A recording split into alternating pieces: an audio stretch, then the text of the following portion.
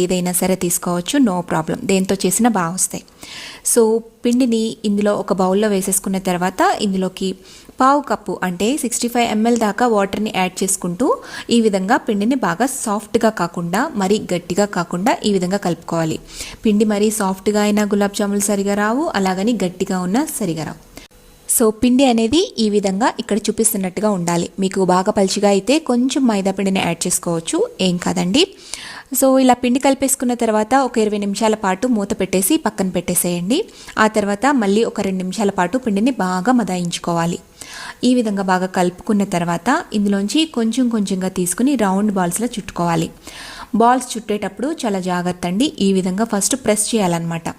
Press చేస్తూ 2 అరచేతుల మధ్యలో బాగా చుట్టుకున్న తర్వాత రౌండ్ బాల్ లాగా చుట్టేసుకోండి. ఇలా ప్రెస్ చేసుకుంటూ చుట్టడం వల్ల ఫ్రై చేసేటప్పుడు క్రాక్స్ అనేవి రాకుండా ఉంటాయి.